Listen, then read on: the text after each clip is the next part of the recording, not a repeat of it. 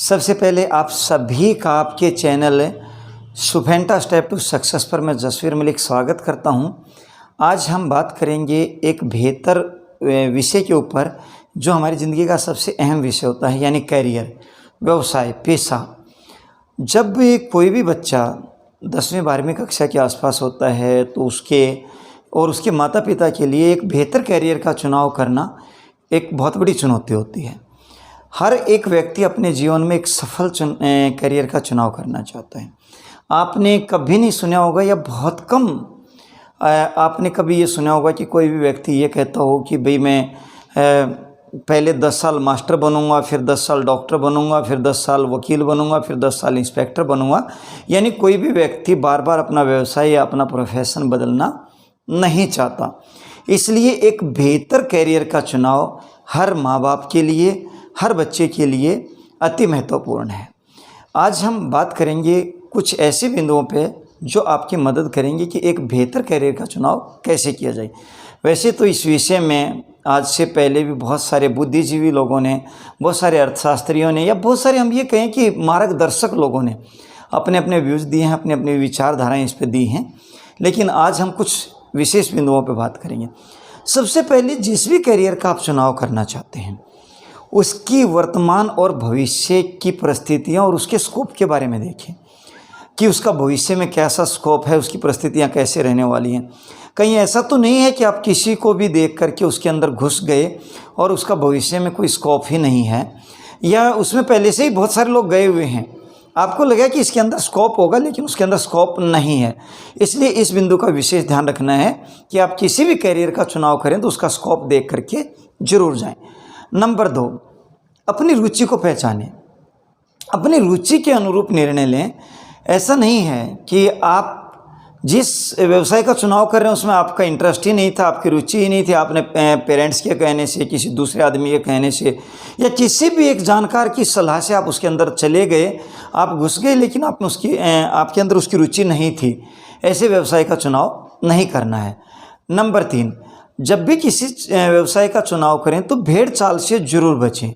भेड़ चाल का मतलब क्या होता है कि बहुत सारे लोग पहले से ही घुसे हुए हैं, उनको देख करके आप भी घुस गए, यानी हर कोई जा रहा था या ज़्यादा लोग जा रहे थे, इस चीज़ को देख करके आप उसके अंदर चले गए। इन चीज़ों से बचें।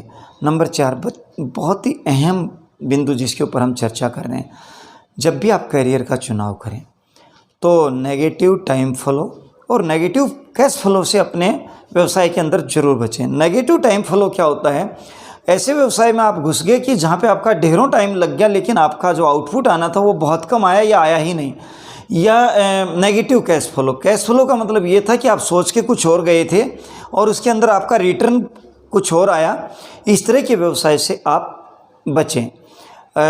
वैसे ऐसा माना जाता है कि जब हम व्यवसाय का चुनाव करें तो व्यवसाय में सबसे श्रेष्ठ व्यवसाय वाणिज्य माना जाता है, और वाणिज्य में भी ऐसा व्यवसाय सबसे श्रेष्ठ, यानी ऐसा वाणिज्य श्रेष्ठ माना जाता है कि जहाँ पे पैसा या तो ना लगे या बहुत कम लगे, और पैसा लगे तो रिस्क ना हो, यानी लॉस की संभावनाएं ना के बराबर हों। इस तरह के करियर का हमें चुनाव करना चाहिए। ये कुछ बिंदु थे जब आप करियर का चुनाव कर लेते हैं। साथियों, करियर का चुनाव करने के बाद ज़रूरत होती है एक विशेष तरह के सलाहकार, एक ऐसा सलाहकार जो आपके लक्ष्य को सफल बनाने में, यानी आपके व्यवसाय को सफल होने में आपकी मदद करे। अगर हम सलाहकारों की बात करें तो हमारे इतिहास के अंदर 2 सलाहकारों पर विशेष चर्चा की जाती है, एक महाभारत काल, एक रामायण काल। महाभारत काल के अंदर हम बात करें तो श्री कृष्ण जो थे वो अर्जुन के सलाहकार थे, यानी अर्जुन हमेशा श्री कृष्ण से सलाह लेता था। वहीं पे अगर रामायण काल की हम बात करें तो मंथरा जो थी वो केकई को सलाह देती थी, यानी केकई दशरथ की तीसरी पत्नी हमेशा मंथरा से सलाह लेती थी। आप सभी जानते हैं कि मंथरा की सलाह से पूरा दशरथ परिवार बर्बाद हो गया। राम का राजतिलक होने की बजाय वनवास हो गया, और श्री राम के वनवास में जाने की वजह से दशरथ ने पुत्र वियोग में प्राण त्याग दिए, और फिर आकर जाकर के सीता का हरण हुआ। और यही नहीं, फिर रावण युद्ध, और यानी एक ऐसी सलाह जिससे पूरा परिवार समय समय पे विपरीत परिस्थितियों में चलता चला गया। वहीं पे महाभारत की अगर हम बात करें जब 15 दिन का युद्ध समाप्त हो जाता है और द्रोणाचार्य की मृत्यु हो जाती है और जब कौरव की सेना का सेनापति कर्ण को बना दिया जाता है और जैसे इसकी सूचना श्री कृष्ण के पास पहुंचती है तो श्री कृष्ण विचलित हो जाते हैं और चिंता में पड़ जाते हैं कि कल जो है कर्ण अगर सेनापति बन के युद्ध भूमि में आया तो वो पांचों पांडवों को मार सकता है। जब ये बात उनके दिमाग में आई तो वो तुरंत जाता है और बुआ कुंती को बोलता है कि बुआ कुंती, कल आपकी जो युद्ध की आज जो छवि थी वो विपरीत हो जाएगी। क्यों? क्योंकि पांडव जो हैं आज तक अपने पक्ष को मजबूत रखते रहे, कल कौरव की सेना का सेनापति कर्ण बन गया, यानी आपकी हार का प्रण बन गया, क्योंकि उसके पास भगवान परशुराम जी के दिए हुए 5 बाण हैं और वो 5 बाणों से आपके कल 5 पुत्रों को मार सकता है। और जब ये बात मुझे पता चली तो इसको केवल आप बचा सकती हैं। जब महारानी कुंती ने श्री कृष्ण से पूछा कि क्या आप नहीं बचा सकते, श्री कृष्ण ने कहा मैं क्या, कोई भी नहीं बचा सकता, केवल आप बचा सकते हैं। यानी आप कल जब सूर्योदय हो दानवीर कर्ण दान करे तो 5 बाण दान में मांग लेना, मना नहीं करेगा, जिससे आपके 5 पुत्रों के प्राण बच जाएंगे। अर्थात मीनिंग ये है कि उससे विपत्ति में से आपके बच्चों को निकाल दिया, यानी टाल दिया। यानी ये सलाहकार होता है। इस तरह का सलाहकार आप सभी को चाहिए।